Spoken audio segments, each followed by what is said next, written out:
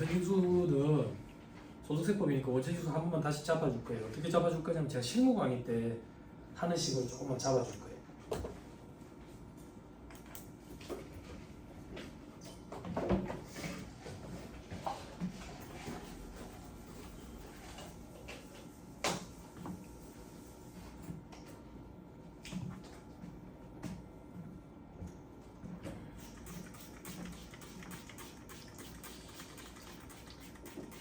목이 안 좋으신 분들은 골반부터 바로 잡아야 됩니다. 골반 근육부터, 엉덩이 근육이라. 저도 계속 이거 운동했는데 안 돼. 통증만 자꾸 더 심해져.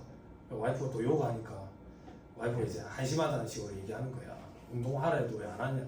아, 요가 재미없어. 근데 통증 때문에 사람이 운동을 안 할 수가 없어. 그래서 와이프가 요가에 뭐 수리야 나마스카인가? 절하는 동작이랑 좀 비슷한 동작이 있는데 그 하루에 30개 하면 땀이 막 비오듯이 흐르거든. 그걸 하면 이제 골반 근육이 위치를 제대로 잡고 그 위에 이제 척추뼈를 한 개씩 쌓아 올리기 때문에 통증이 없어져요. 통증이. 근데 하루는 와이프가 바빠가지고 그 운동을 못 해가지고 그날따라 운동은 또 해야 되겠다라는 생각에 자전거를 좀 탔거든. 이거 장요근이 또 뭉친 거야. 또 뭉쳐가지고 통증이 올라오는데 사람이 잠을 못 자겠어 새벽에. 그래가지고 와이프가 시키고 운동 또 하니까 또 뒷날 풀려. 그러니까 재밌어서 운동을 하는 게 아니라 통증에서 벗어나기 위해서 김종국처럼 돼버렸어. 통증에서 벗어나기 위해서 운동을 하게 돼. 허리 안 좋은 사람들, 장요근 뭉치는 사람들 자전거 타면 안 됩니다. 러닝머신 타면 안 됩니다. 이거가 자꾸 긴장이 돼서 더 뭉칩니다. 잠 못 잡니다. 아파가지고. 그래 집에 자전거, 실내 자전거 있는데 와이프한테 자꾸 저기 러닝머신 하나 사달라고 자꾸 쫄리고 있었는데 인터넷에 보니까 러닝머신도 똑같이 장요근이 뭉친다고 돼 있더라고. 그래서 포기하고 실내 자전거도 갖다 버릴 거예요. 그것 때문에 더 아파.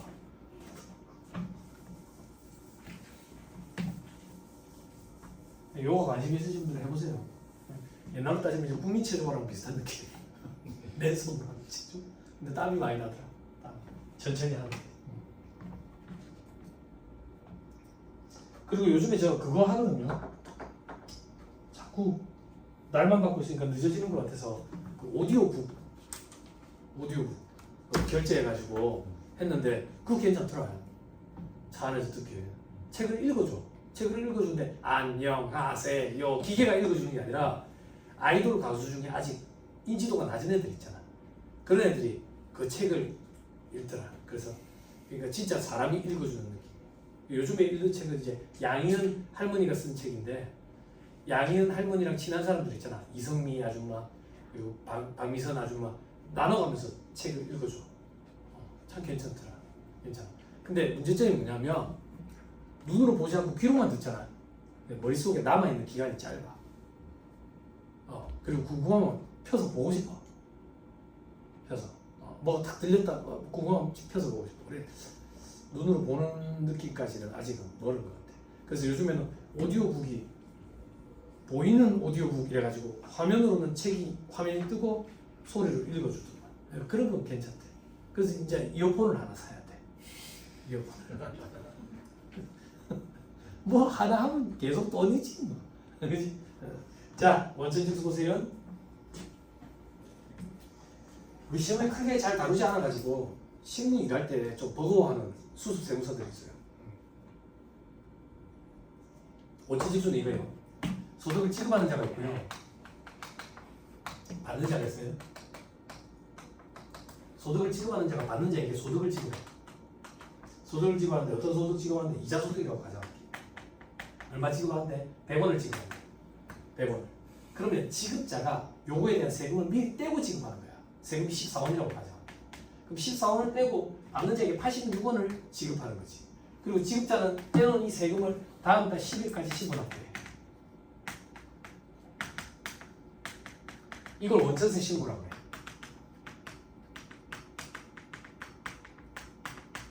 됐어요? 그럼 얘들은 바보야? 이 소득은 누구 건데? 받는 자 건데. 그럼 소득은 받는 자 거니까 받는 자가 신고해야지. 얘들은 바보냐 이거야. 세금 신고 대신해주고 얘들한테 그 의무를 줘봤죠. 그래서 얘들을 원천징수 의무자라고 표현해요.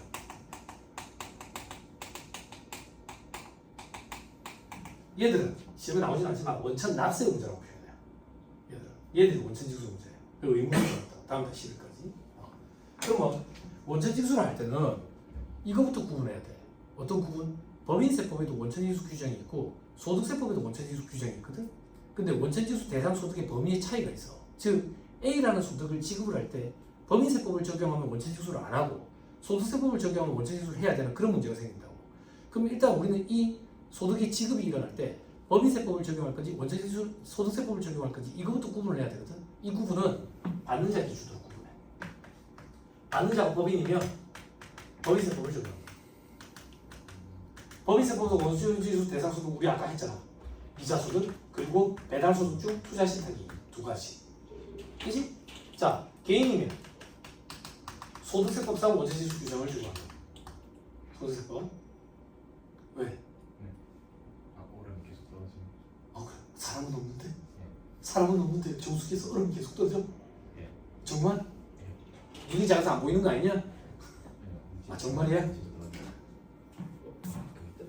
오르고 있어. 네.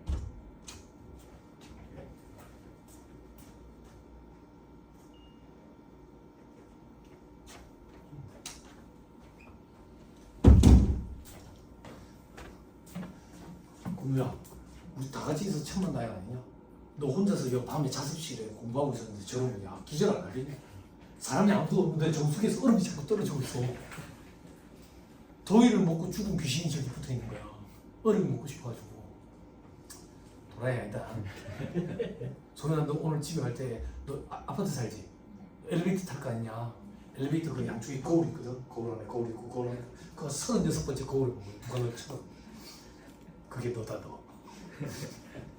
자, 제발 돌아야 합니다. 제발. 개인이면 소득세법을 적용한다고? 소득세법. 그럼 우리는 지금부터 뭘 알아야 되느냐? 소득세법상 원천징수 대상 소득은 뭐냐 이거야. 소득세법은 원천징수 대상 소득이 아닌 걸 기억하는 게 빠르다 했지. 원천징수 대상 소득이 아닌 게 뭐라 그랬어? 사업소득과 양도소득.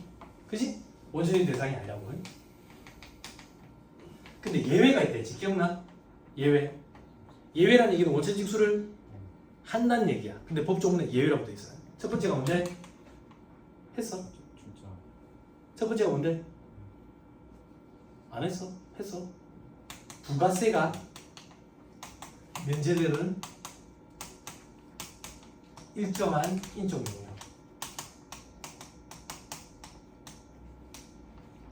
두 번째, 했니? 했어. 기억나? 부가세가 면제되는 무료보건 용역. 이 두 가지는 원천징수 해. 사업소득 중에. 사업소득 중에. 다시 소득세법상 원천징수 대상 소득은 원천징수 대상이 아닌 소득을 기억하는 게 빠르다. 사업소득과 양도소득은 원천징수를 안 한다. 근데 사업소득에 예외가 두 가지가 있다. 첫 번째가 부가세가 면제되는 일정한 인적 용역. 부가세가 면제되는 의료보험용역. 책에 찾아줄게. 기다려봐. 저 뒤에 절차 규정이 있어. 나 지금 책이 없어서 사업소득으로 가. 됐다. 사업소득 마지막.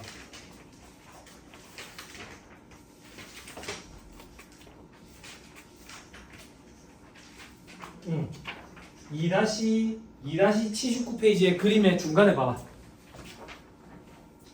2-79페이지. 그림의 중간에 요거 두 개 찾았어요? 빨리 찾았어요? 됐죠? 그죠? 이게 사업소득의 원천징수하는 규정이야. 됐어요? 그럼 다시 돌아오세요. 저러보세요. 그럼 동그라미 이번에 부가세가 면제되는 일정한 인적 용역은 뭔데? 나를 가지고 얘기 많이 해줬지.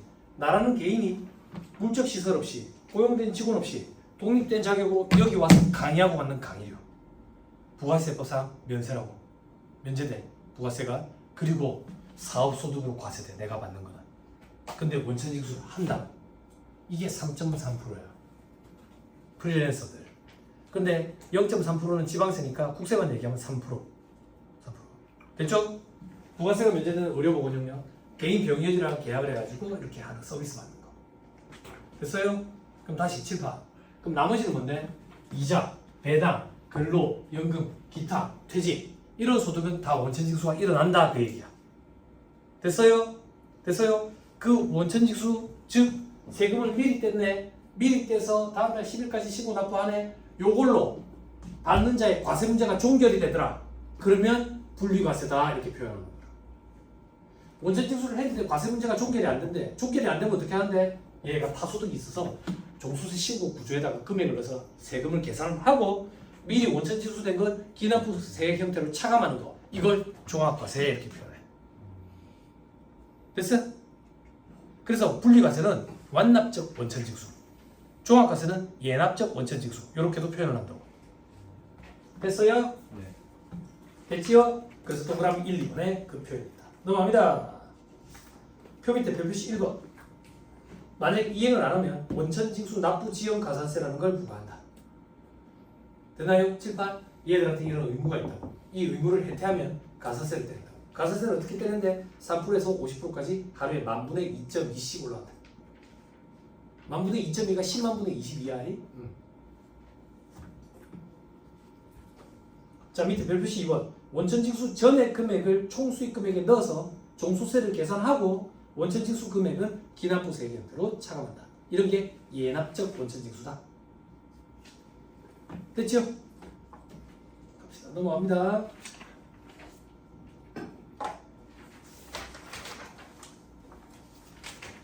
그렇네. 원천징수하니까 생각나네. 여기 울산에서 오는 회계사무실 언니도 안 왔네.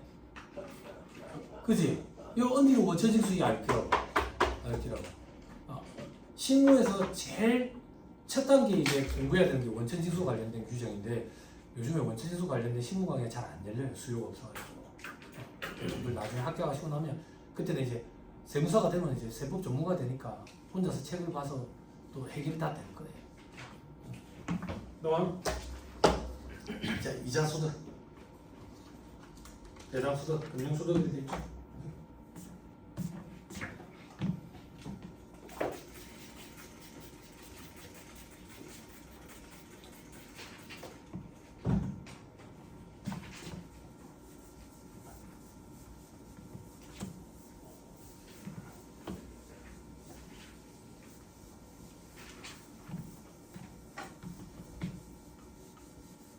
방금 쉬는 시간에 전화 통화 좀 길어졌거든요.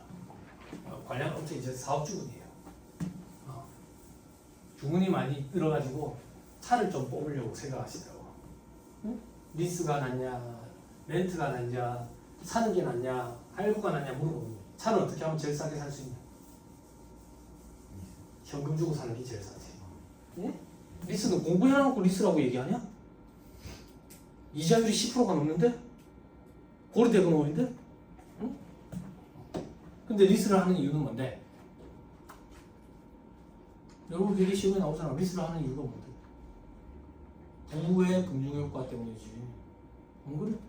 대출 한도를 안 잡아먹으니까. 그리고 건강보험에도 영향을 안 미치니까. 그래서 리스를 하는 거야. 이자가 많은데도 불구하고. 응? 차만 싸게 살 생각이면 현금 주고 사는 게 제일 싸다. 응? 비용용 소유승차 구입, 임차, 유지와 관련된 매입세 공제가 돼야 안 돼? 안 되지. 비용용 소유승차, 개별 소비세 포상, 과세 대상 승용차, 정원 면인, 할인 이하의 승용 자동차, 화물차 이런 거는 매입세 공제가 된다고. 그래서 그쪽으로 알아보더라고. 쌍용에 무슨 화물차 있다며. 뒤에 짐 실는 거. 그러더라. 뚜껑이 있다더라. 내가 비 맞으면 어떻게 하냐니까 뚜껑이 있다더라. 그런 걸 우리나라에서 뭐라 하지? 픽업 트럭이라 하대. 픽업 트럭. 근데 그거는 우리나라 시장에서는 잘 안 팔려가지고 출시 안 하다가 제가 알고 있기로는 요번에 현기차에서 하나 출시한 걸로 아는데 픽업 트럭 시장이 자꾸 커져가지고 출시를 하나 했더라고. 아니면 전부 미국 거였잖아. 쉐보레 거였잖아. 아무튼 그래. 네, 그런 거. 자, 그래서 다시 돌아가지고 이자소득. 이자소득은 해당 기간에 발생한 다음에 소득을 한다 되죠. 각종 채권, 증권의 이자, 할인액은 뭔데? 현재가치 평가해가지고 삼각해가는 거. 그 이자다. 그지? 그리고 각종 예금 이자. 그지? 국내 이자, 국외 이자 불문한다 하더라. 밑에 괄호 3번에 채권, 증권의 환매 조건, 매매 차익 이런 거 있고 법에 정한 저축소 보험의 보험 차익. 그리고 직장 공제의 초과 반환금이라는 게 있다. 직장 공제의 초과 반환금은 직장 공제에 납입한 금액이 있지. 그지? 근데 나중에 돌려받았는데 더 많이 나왔더라. 납입금 초과 이익, 반환금 초과 이익 이런 거에 대해서 과세를 한다더라. 그런데 1999년 1월 1일 이후에 가입한 것만 과세를 하고 과세할 때도 무조건 분리과세로 끝낸다. 비영업 대금의 이익, 요거는 굉장히 중요하다. 그리고 소기업 소상공인 공제부금에서 발생하는 소득. 그리고 자 괄호 부분에 파생 금융상품 이자, 파생 상품 관련돼 가지고 이자 성격이 있는 거. 마지막 괄호 8번 위와 유사한 소득으로서 금전 사용에 따른 대가 성격이 있는 것, 즉 이자 성격이 있는 건 다 이자 소득을 과세하겠다고. 그래서 포괄주의에 입각이 있다라고 표현하는 것이야. 됐나요? 네. 됐어요? 자, 다음 페이지 하나씩 보자. 채권 주권의 매매 차익과 이자 할인액겠죠. 채권 주권의 매매 차익. 자, 원칙적으로 과세하지 않아. 왜 과세하지 않는데? 열거되어 있지 않아. 열거되어 있지 않기 때문에 과세 제외라고. 다만 환매조건부 채권 주권의 매매 차익은 이자 수도로 과세하겠다. 그럼 환매조건부 매매 차익이 뭐냐 이거야. 요 얘기야. 친구야 돈 좀 빌려줘. 친구 아닌데 그러는 거야. 어떻게 하면 돈 빌려줄래? 아니 돈 빌려줄 생각이 없는데? 그럼 내가 그러는 거야. 친구야 이 채권 100원에 사라. 아니 난 그 채권 필요 없는데. 아 사. 한 달 뒤에 120원에 다시 사올게. 100원에 사가 120원에 다시 사올게. 100원 빌려줘. 120원으로 갚을게. 이자인 거야. 채권의 매매 차익에 달을 쓴 이자 성격이라고. 그 실질에 따라 이자 수도로 과세하겠다. 이게 환매조건부 채권의 매매 차익이라고. 됐어요? 네. 됐죠? 오케이. 자, 그다음 채권 주권의 이자와 할인액. 발행자가 누구냐? 국가나 지자체, 내국법인이냐, 외국법인이냐? 그런 거 상관없다. 무조건 다 이자와 할인액을 이자 수도로 과세하겠다. 됐어요? 네. 됐나요? 네. 됐죠? 자, 여기까지였는데 몇 년 전에 별표시 동그라미 2번 할인액을 과세하지 않는 경우가 등장했어. 우리 시험에. 그래서 책에도 실리기 시작했다. 실리기 시작했어. 동그라미 2번에 할인액을 과세하지 않는 경우, 즉 이자수도 과세를 안 하겠대. 어떤 경우냐? 국채 등을 공개 시장에서 통합 발행하는 경우에는 과세하지 않겠대. 밑에 별표시 3번에 국채, 산업금융채권, 채권 이런 것들이 뭔데요? 나도 몰라. 관심 없어. 그냥 국채 등이야. 국채 등 이런 것들을 공개 시장에서 통합 발행하는 경우에 그 할인액 이거는 이자 수도로 보지 않겠대. 됐어요? 네. 근데 밑에 보니까 동그라미 2번에 줄치지 마. 이런 것들은 과세 대상이니까 다음에 것도 과세 대상이야. 지자체가 발행한 채권의 이자와 할인액. 국가가 발행한 채권이 원금과 이자가 분리되는 경우에는 원금에 해당하는 채권 및 이자에 해당하는 채권의 할인액. 뭔 소리인지 모르겠죠? 밑에 박스에 추가 정리사항 보세요. 동그라미 1번. 국가가 발행하는 채권으로서 원금이 물가에 연동되는 채권, 물가 연동 국채라고 표현한대. 이거의 경우에 해당 채권의 원금 증가분은 채권의 이자 및 할인액에 포함된대. 과세하겠다 그 얘기야. 다만 2015년 1월 1일 이전에 발행된 채권으로부터 지급받는 분은 과세 안 하겠대. 됐어요? 그래서 밑에 사례의 표를 봐봐. 발행이 2015년 1월 1일 이후는 다 이자 수도로 과세하는데 2015년 1월 1일 이전에는 원금 증가분은 과세 안 하고 채권 이자는 이자 수도로 과세하겠대. 자, 들어보세요. 할 수 있겠어요? 못할 것 같은데. 이거를 꼭 하고 가야 될까요? 매년 나오나요? 그렇지도 않아요. 그렇지도. 근데 사람 머리에 또 한계가 있어요. 응? 그럼 아예 안 볼 수는 없어요. 선을 그어주면 좋겠죠? 그죠? 선을 그었는데 그 이상에서 등장하면 그건 제가 욕을 얻어먹는 거죠. 그죠? 어쩔 수 없어요. 위로 다시 올라가서 표에 국채 등을 공개시장에서 통합 발행하는 경우에는 과세하지 않는다. 여기까지만 하자고. 응? 여기까지만 하고 세부적인 거 물가 연동 국채 이런 거 하지 말자고. 나온 적 없나요? 나왔다니까. 근데 왜 하지 말라는 거예요? 앞으로 나올 가능성은 좀 희박해 보여요. 객관식 세법책은 또 있어요. 지금 하지 말자고 이렇게 하면 좋아하거든. 그래갖고 객관식 세법책이 이 문제가 등장하면 뭐야 저 쓰레기 같은 거 나오는데 또 나중에 가서 딴소리 하거든. 시험 임박하면 마음이 불안해지거든. 다 보지도 못할 거면서 다 보려고 또 애를 쓴다고. 그냥 그어버리자고. 응? 이런 게 시험 문제에 출제되는데 맞췄다. 출제 교수님 엄청 불쾌하실 거라. 만점 방진. 자, 그 정도 합시다. 너무 힘들다고 구석치고 하지 마세요. 자, 다음 페이지. 보험 차익의 과세 방법. 요거는 의미가 달라요. 요건 시험에 나와요. 근데 요것도 선을 좀 그어 드릴 거예요. 자, 보험 차익이라는 얘기는 이 얘기야. 봐봐요. 우리가 보험료를 냈잖아. 보험료를 냈는데 내가 그 저기 사유가 발생해가지고 보험금을 수령을 했어. 근데 내가 낸 거보다 더 많이 받았어. 그게 차익이지. 차익. 보험 차익에 대해서 법인세법은 어떤 입장인데 순자산 증가세니까 과세를 해. 부가가치세법은 과세 안 해. 부가가치세는 일반 소비세, 소비하는 행위에 대해서 과세하는 거지 소득에 대해서 과세하는 게 아니기 때문에 소득 보험 차익은 과세 안 해. X표 돼 있었다고. 부가가치세 써머리에. 자, 이제 소득세법은 어떤 얘기야? 소득세법은 이 보험을 저축성 보험과 보장성 보험으로 구분한다고. 그럼 보장성 보험은 뭐고 저축성 보험은 뭔데요? 학생 너희 때문에 얘기한다. 보장성 보험은 내가 보험료를 냈는데 그 사유가 발생 안 했대. 그러면 돌려받는 게 없어. 그런 게 보장성 보험이다 이렇게 생각하면 돼. 아예 없거나 조금 돌려받거나 낸 것보다 적게. 그래서 이제 환급 보장성 보험 이런 것도 있거든. 수수 보장성 보험도 있지만 아무튼 이런 보장성 보험이래. 보장성 보험에 보험 차익이 생기면 인보험과 관련된 거, 사람과 관련된 거는 과세 안 하겠대. 재보험과 관련된 거, 재산과 관련된 거 과세 안 하겠대. 그럼 이렇게 기억하면 돼. 보장성 보험의 보험 차익은 소득세법에서 인보험이든 재보험이든 구분 없이 과세 제외야. 왜? 열거되어 있지 않으니까. 다만 사업용 자산 소실로 인한 보장성 보험의 보험 차익은 사업소득 총수익금액에 가산한다라고 규정이 있어. 그럼 사업소득을 과세한다는 얘기야. 됐나요? 네. 그렇게 암기하는 거야? 네. 됐죠? 건물 화재로 보험을 넣었는데 보험 차익이 생겼어. 그럼 사업소득 총수익금에 대해 가산한다고. 그거 말고 보장성 보험의 보험 차익은 과세 제외라고. 그렇게 암기하라고. 됐나요? 네.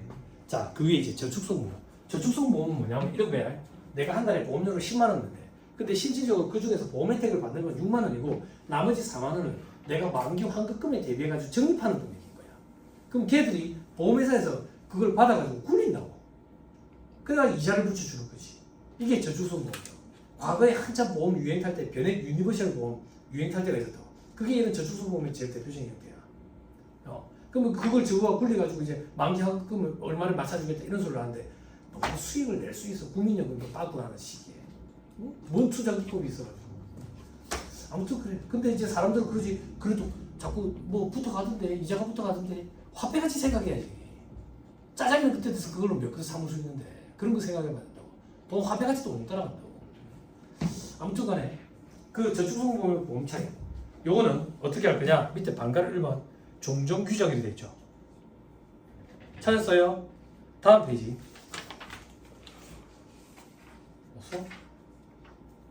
없네. 다시 볼게요. 종전 규정이 2013년 2월 전 밑에 2013년 2월 이후인데 2017년 3월 이전 발가로 밑 이번에 2017년 4월 1일 이후 할 수 있겠어요? 원한다고. 그렇지만 일단 눈으로 한 번만 보자.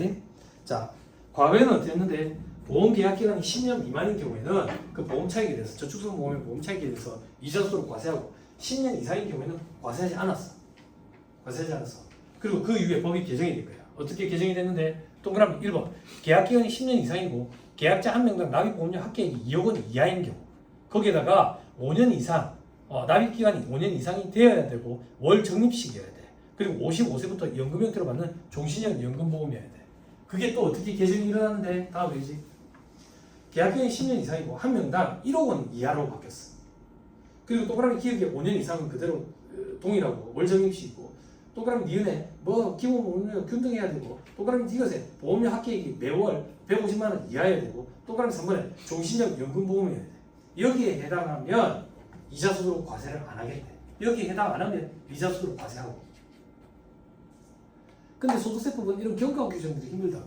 2013년 2월 이전, 2월 15일 이후, 2017년 3월 31일 이전, 이후. 자, 들어보세요. 원한다고 사람인지라. 한계가 있어서. 그럼 이걸 아예 그냥 건너뛰어 버릴 거냐? 그러기엔 또 불안하다고. 그러면 어떻게 할 건데? 다 그렇진 않고 저는 강의할 때마다 우리 이렇게 약속한다. 요 정도만 하고 가자. 어떻게? 과거처럼은 하고 가자. 과거처럼이 뭔데? 계약 기간이 10년 이상인 장기 저축성 보험의 보험 차익은 과세 제외. 다시 계약 기간이 10년 이상인 장기 저축성 보험의 보험 차익은 과세 제외. 그게 아니면 이자 소득으로 과세. 그냥 과세 이렇게 암기하면 안 돼. 소득세법은 철저하게 열거주의 과세 원칙, 소득 원천설, 어떤 소득으로 과세되는지에 따라서 세금이 달라진다고.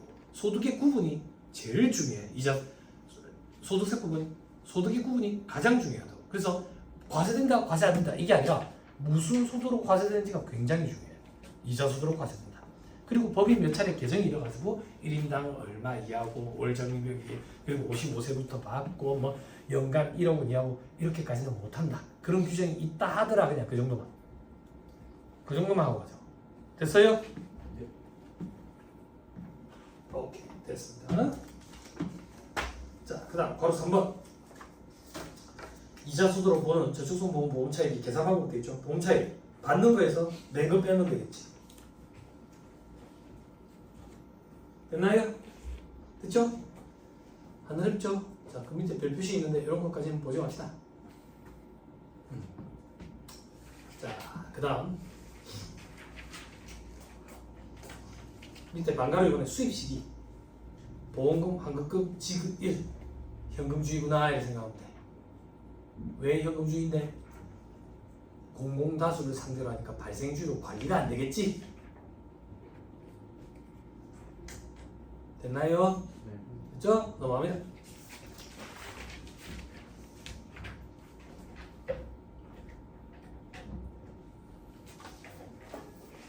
자, 1.3에 직장 공제 초과 반환금.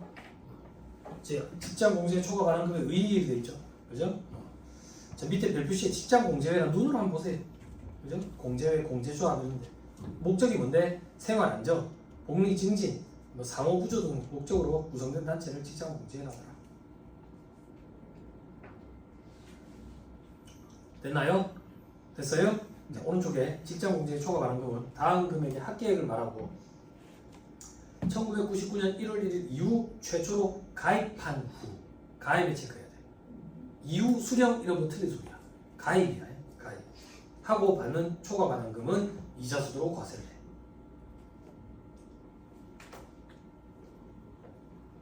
말문제 보기만 대비하면 돼요. 말문제 보기만. 왜 말문제 보기만 대비하는데 과세 방법에 무조건 분리과세 체크. 조금만 맞고 해줄게. 칠판 봐봐요. 우리 시험에 이자 배당 합쳐서 금융소득이라고 표현하거든. 금융소득의 제일 키포인트는 금융소득 종합과세야.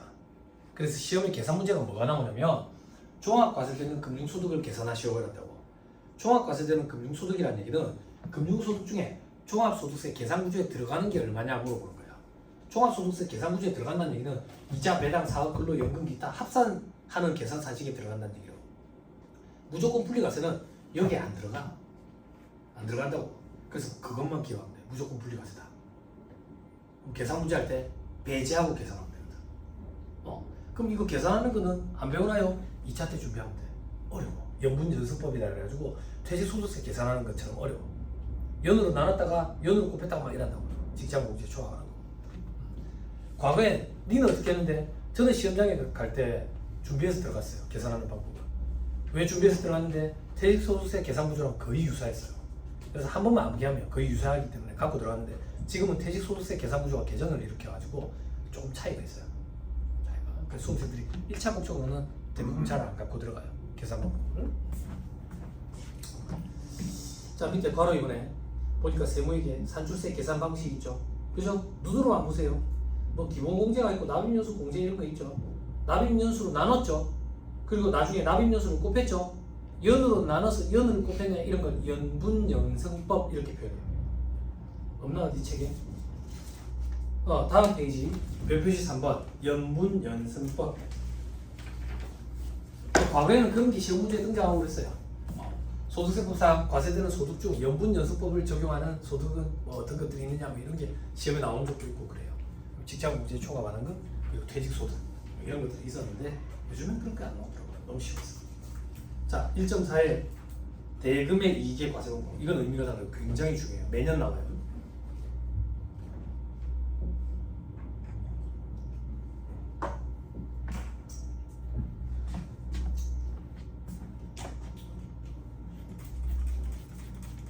조금만 버팁시다. 장비가 왔으니까 금방 하면 되겠어요. 저 보니까 예전에 철거 현장에 있었던 기억이 나. 통영에 그 지금 도로 확장하는 철거 공사하는데 그 노가다 해가지고 알바비 보려고 그 갔었는데 상가들 철거했거든. 상가들. 그때 많이 주웠어. 마루라는 브랜드 있잖아. 요즘에도 있어 혹시? 마루장. 어? 잠깐? 아니 마루라는 옷 브랜드. 마루라는 브랜드가 예전에 있었거든. 거기 이제 철거를 하는데 거기 사업주가 거기 안 쓰는 거 놔두고 간 거야. 가방, 요만한 가방 있잖아. 어깨에 매는 거. 그런 거랑 모자 이런 거 엄청 주웠네 거기서. 그걸 한동안 그 가방 메고 다녔지. 그랬는데 핸드폰이랑 맞바꿨어. 철거하는데 깜빡하고 핸드폰 놔둬가지고 철거하는데 묻혀버렸지. 그래서 근데 고등학교 때 친구들이랑 연락이 다 끊겼던 거야. 연락처 다 날려가지고.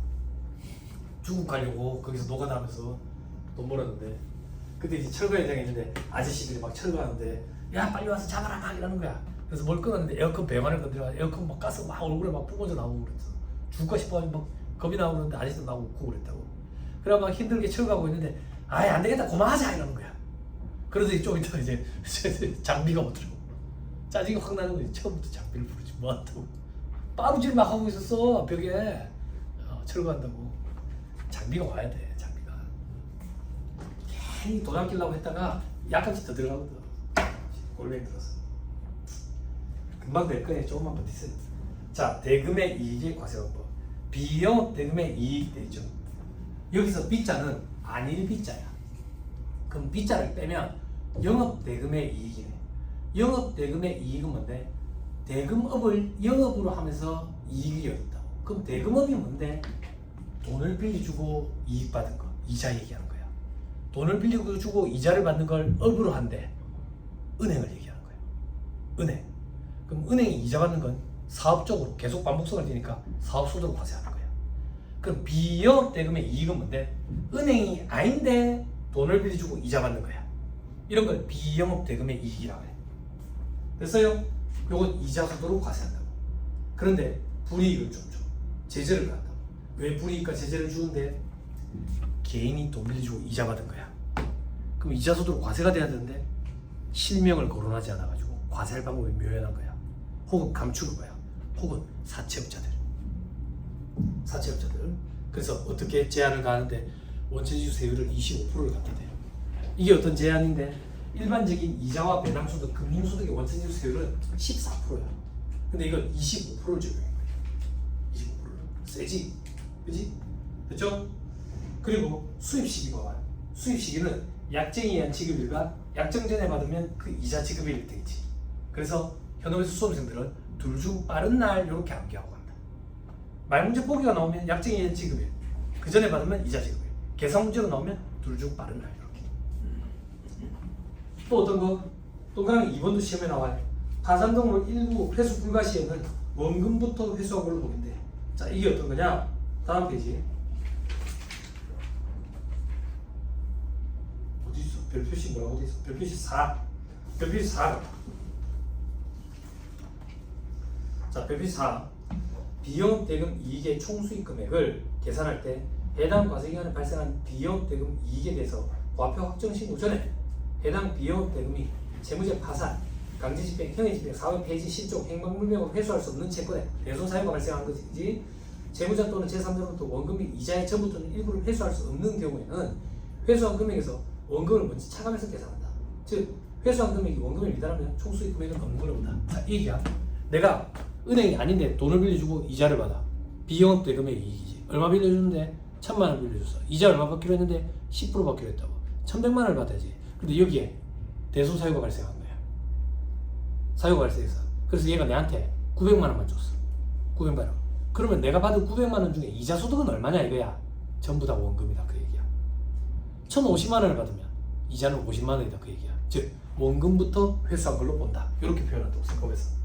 됐어요? 요게 시험에 잘 나와. 됐나요? 네. 그렇죠? 그럼 그 페이지 제일 위에 별표시 1번 비영업 대금의 이익에 해당되는 사례 개인적인 사채이자. 회사채 말고 그리고 금융업 영위사업자 외의자가 이 은행이 아닌데 어음을 깡하고 받는 할인율. 동그라미 3번 외상 매출금을 대여금으로 소비 대차 전환에 따라 받는 이자. 자, 이건 무슨 말인데? 내가 물건을 외상으로 팔았어요. 1,000만 원치. 그 외상 대금을 받아야지. 내 입장에서도 1,000만 원은 외상 매출금이라고. 매출 채권.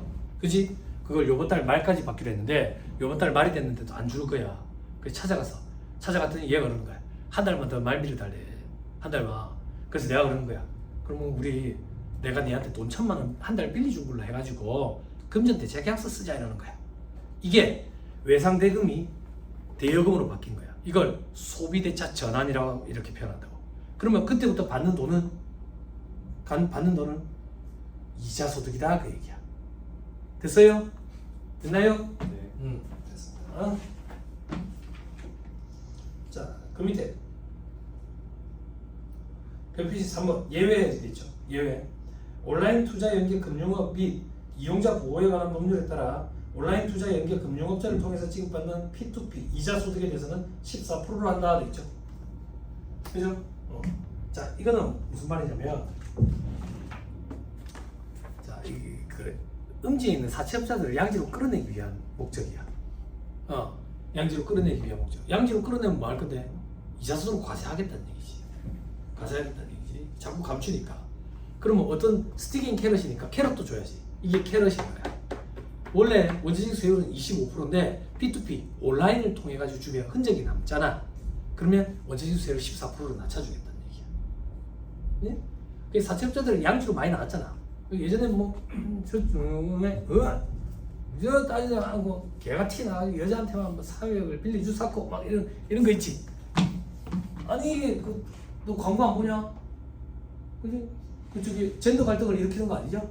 개가 튀어나와서 개가 돈을 빌려주는데 여자한테만 묻지도 따지지도 않고 돈을 빌려줘. 그 사람 몰라? 뭐 이런 데 있잖아. 아니 만화 캐릭터가 나와서 돈을 빌려줘. 몰라? 자, 아무튼 그렇다. 좋아? 그 정도 보면 됩니다. 하나 더 위에 별표시 2번 차이.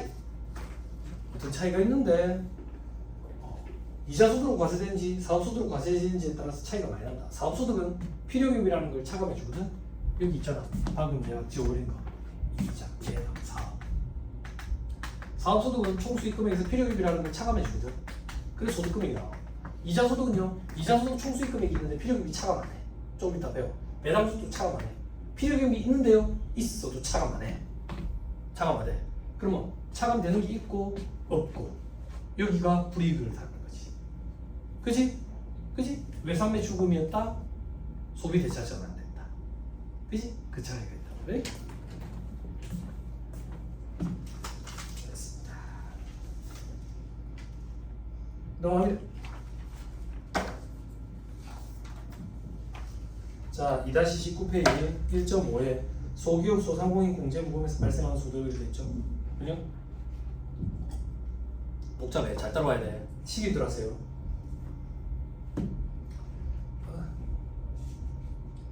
어디 있지?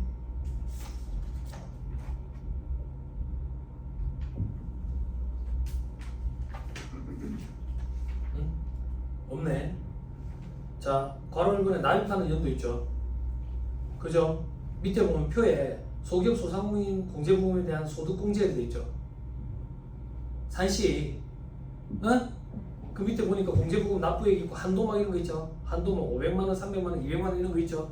그죠? 자, 스트레스 받지 마. 이게 조특법 규정이라서 안 나와. 조특법 규정이야. 소기업 소상공인 공제부금에 대한 소득공제 이거는 조특법 규정이니까 시험에 안 나와. 1차 시험에. 스트레스 받지 마.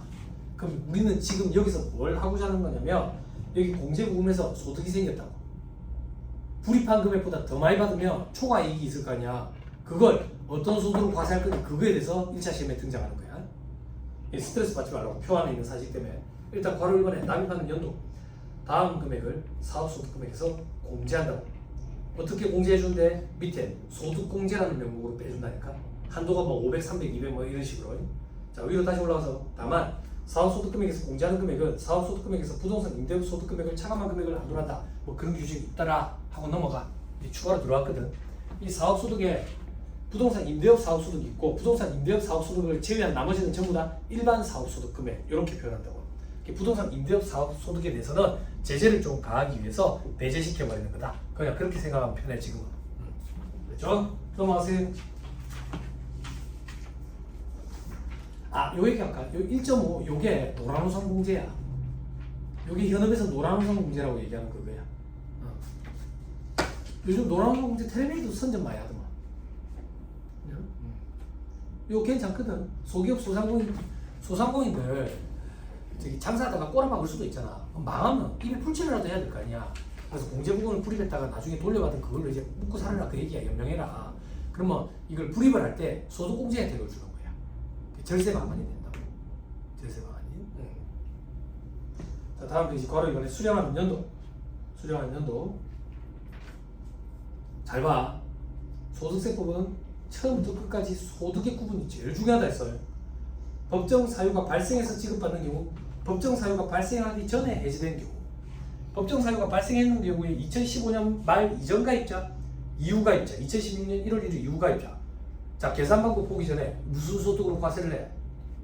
이자 소득, 퇴직 소득, 기타 소득. 그래서 이게 시험에 나온다고. 소득의 구분. 소득 공제는 2차 시험법이라고. 됐어요? 네. 됐죠? 자, 그럼 일단 법정 사유가 뭔지부터 보자. 법정 사유 밑에 별표시 1번, 동그라미 1번. 체크하는 것만 얘기하세요. 저기 공부하세요. 대업 해산. 동그라미 2번. 주거벌했어. 됐죠? 그리고 동그라미 6번. 동그라미 기업. 천재지변 발생했어. 동그라미 니은. 해외에 가버렸어. 됐나요? 근데 동그라미 5번이 추가로 들어왔다고 돼 있죠. 동그라미 5번. 자연재난으로 영업이 불가능하대. 사회재난으로 영업이 불가능하대. 그리고 죽을 병이 걸려가지고 입원 치료해야 되는데. 됐어요? 됐죠? 이렇게 법정 사유구나. 법정 사유구나. 일일이 암기하기까지는 힘들어도 우리 시험에도 사유가 발생했다 안 했다 이런 식으로 주어졌어. 자, 그럼 위로 다시 올라가자. 법정 사유가 발생하기 전에 해지됐대. 그러면 기타 소득으로 과세해버리겠대. 기타 소득으로 위로 올라가서 법정 사유가 발생해서 지급받았대. 2015년까지는 가입 기준이야. 이자 소득으로 과세. 2016년 1월 1일 이후 가입자는 퇴직 소득으로 과세.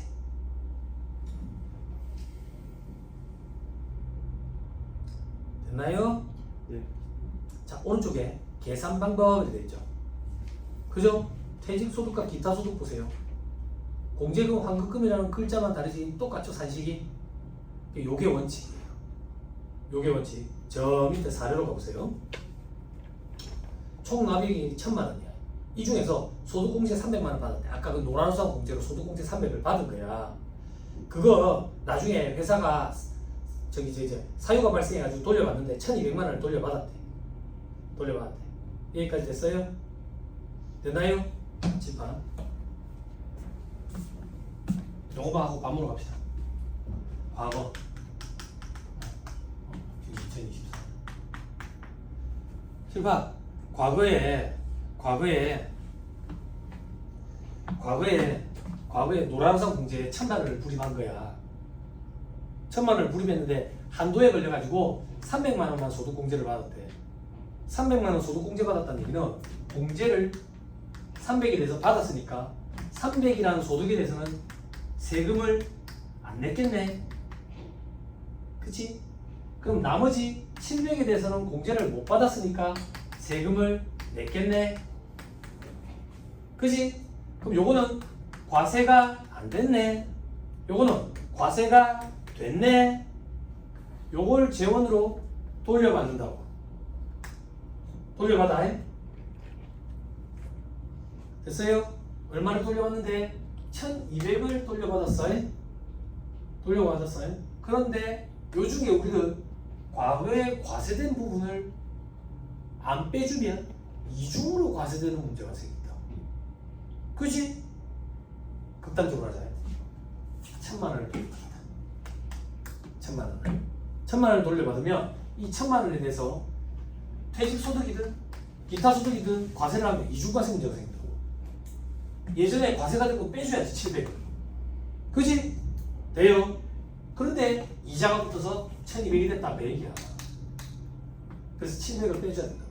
요게 산식에 보면 실제 소득과 공제받은 금액을 초과해서 납입한 금액이에요. 7, 8 실제 소득 공제받은 부분을 초과해서 납입한 금액. 됐죠? 됐어요? 이게 합리적인 거라고. 됐죠? 그래서 사례 동그라미 1번 법정 사유가 발생하기 전에 해지되면 이 금액을 기타 소득으로 과세해. 동그라미 2번 법정 사유로 받았으면 퇴직 소득으로 과세가 돼. 됐죠? 자 이제 위로 올라갑시다. 표로. 법정 사유가 발생해서 지급받는 경우에 2015년 말 이전 가입자는 뭐라고 돼 있어? 이자 소득으로 과세한다고. 근데 이자 소득으로 과세하는 계산 방법 금액이 얼마라고 돼 있어? 공제금에서 납입액을 뺀다 했죠. 7, 8.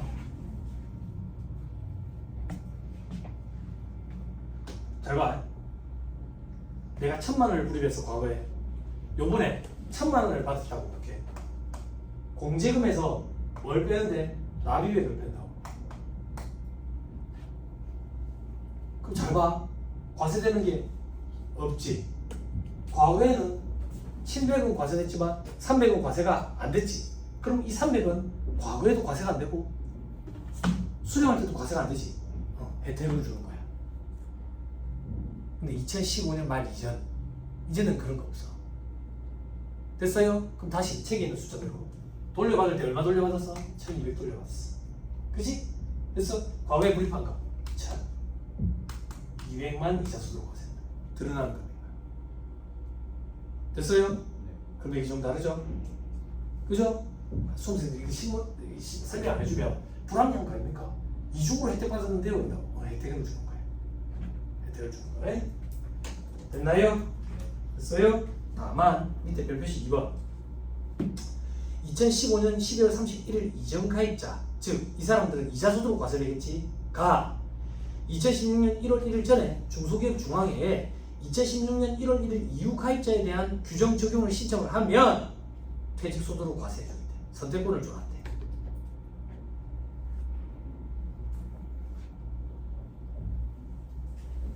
됐나요? 자 밑에 동그라미 이번에 근속연수 이런 건 볼 필요 없어요. 저도 잘 몰라요. 시험에 나오지도 않을 거예요. 너무 구석재예요. 됐습니다. 식사하시고 다음 페이지부터 하시죠. 식사하시고 하시죠. 너 책 좀 빌려주면 밥 먹어. 저 복사 좀 해야 되겠다.